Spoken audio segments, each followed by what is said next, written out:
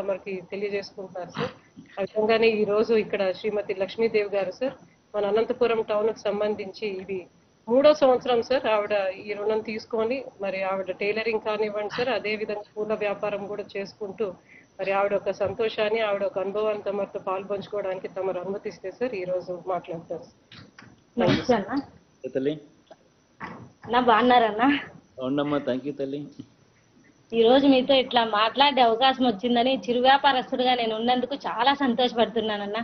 నిజంగా సీఎం గారితో మాలాంటి చిరు వ్యాపారస్తులు మాట్లాడతారు అనేది కూడా మేము కలలో కానీ ఊహించలేదన్నా. నిజంగా ఇట్లాంటి అవకాశం నాకు రావడం, నాకు అసలు మాటలు రావడానికే చాలా ఆనందంగా ఉందన్నా. అన్న 2019లో కరోనా టైంలో నేను పూల వ్యాపారము టైలరింగ్ చేసుకుంటానన్నా. మా ఆయన వచ్చేసి చిన్న మెకానిక్ గా పనిచేస్తారన్న. ఆ టైంలో మా మొత్తం వ్యాపారాలన్నీ బంద్ చేసుకొని ఇంట్లో కూర్చోవలసిన పరిస్థితి ఏర్పడిందన్న. ఆర్థికంగా మా కుటుంబం చాలా ఇబ్బంది పడిందన్న. అదే టైంలో మేము 10,000 రూపాయలు ఎక్కడైనా అప్పు దొరికితే తీసుకొని వ్యాపారాన్ని మళ్ళీ ప్రారంభించుకుందాం అనుకున్నామన్నా. కానీ ఎక్కడ పోయి అడిగినా కూడా 10,000కి 1,000 రూపాయలు పట్టుకొని వడ్డీ మేము 9,000 ఇస్తామని చెప్పారన్నా. మేము చాలా బాధపడ్డామన్నా.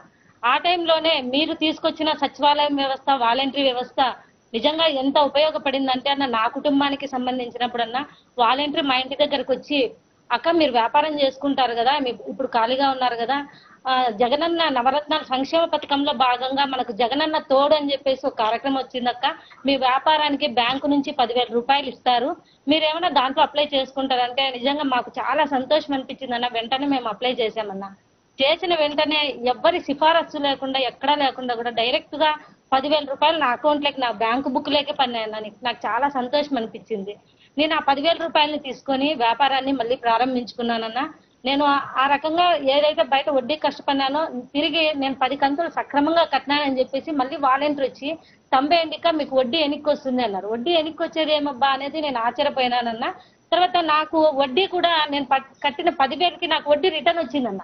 నిజంగా మేము ఎప్పుడూ కూడా మా వ్యాపారస్తులందరం కూడా చేసిన వ్యాపారంలో 1/4% వడ్డీనే కట్టుకునే వాళ్ళమన్నా. మీరు వచ్చిన తర్వాత వడ్డీని మాకు రిటర్న్ ఇవ్వడం అనేది నిజంగా అది మీరు చేసిన గొప్ప ఆలోచన అన్న. ఇట్లాంటి ఆలోచనలు ఎవరికి రావేమో అన్న. అసలు ఆ రకంగా మేము వడ్డీని ఇప్పుడు తిరిగి పొందుతున్నామన్నా. 3 సార్లు నేను తీసుకున్న 3 సార్లు కూడా నాకు వడ్డీ వచ్చిందన్న.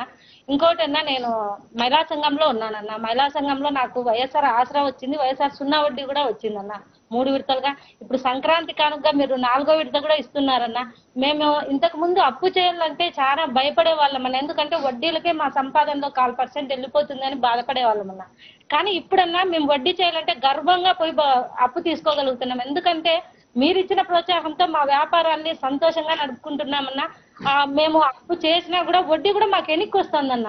అది అసలు మన భారతదేశంలో ఎవ్వరికి కూడా ఇట్లాంటి అవకాశాలు అయితే లేవన్నా. మేము ఆంధ్రప్రదేశ్ లో మీరు ముఖ్యమంత్రిగా ఉన్నప్పుడు ఇవన్నీ అనుభవిస్తున్నందుకు మాకు చాలా సంతోషంగా ఉందన్న.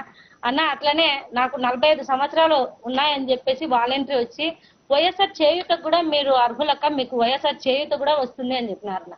సరే మేము అప్లై చేసుకున్నామన్నా. నాకు 18,750 రూపాయలు డైరెక్ట్ గా నా అకౌంట్ లోకే వచ్చిందన్న. 3 విడతలు వచ్చిందన్న. ఇప్పుడు 4వ విడత కూడా వస్తుందన్న. ఆ రకంగా నాకు ఈ తోడుతో పాటు ఆసరా, సున్నా వడ్డీ, వైఎస్ఆర్ చేయూత ఇవన్నీ కూడా రావడం వల్ల నా వ్యాపారమే కాదన్నా, మా ఆయన వ్యాపారాన్ని కూడా నేను అభివృద్ధి చేసుకోగలిగానన్నా. నా కుటుంబంలో చాలా సంతోషంగా ఉన్నామన్నా. అన్న అదే టైంలో నా కోడలు గర్భవతిగా ఉన్నప్పుడు ఆమెకి కాన్పు టైంలో 4 నెలలు అయిందన్న. ఆమె కాన్పు టైంలో చాలా ఇబ్బంది పరిస్థితి ఎదురైందన్న. అందుకంటే సీరియస్ అయిపోయి ప్రైవేట్ హాస్పిటల్లో అడ్మిట్ చేసామన్నా.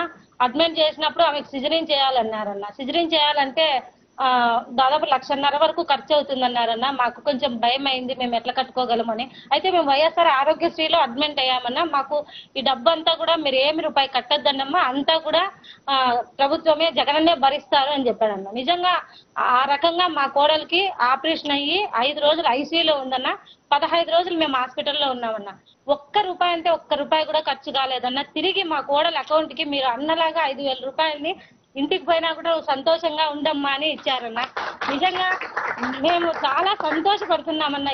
ఇంత ఆలోచనలు మీకు ఎట్లా వస్తున్నాయో కూడా మాకు తెలియదన్న. అసలు ఆ రకంగానే ఇదే కాకుండా అన్న, మా అమ్మకి 80 సంవత్సరాలు ఉంటాయన్న.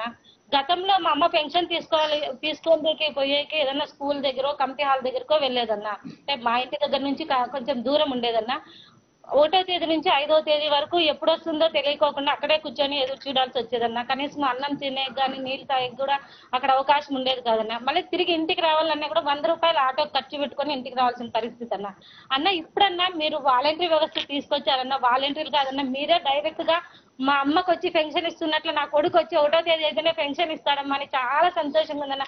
పొద్దున్నే 6 గంటలకే వాలంటీర్ వచ్చి తలుపు తట్టి అమ్మ పండుకున్నట్లే లేపి, అమ్మ 90 ఏంటమ్మా మీకు డబ్బులు పెన్షన్ వస్తుందని చెప్పి ఇస్తున్నారన్న.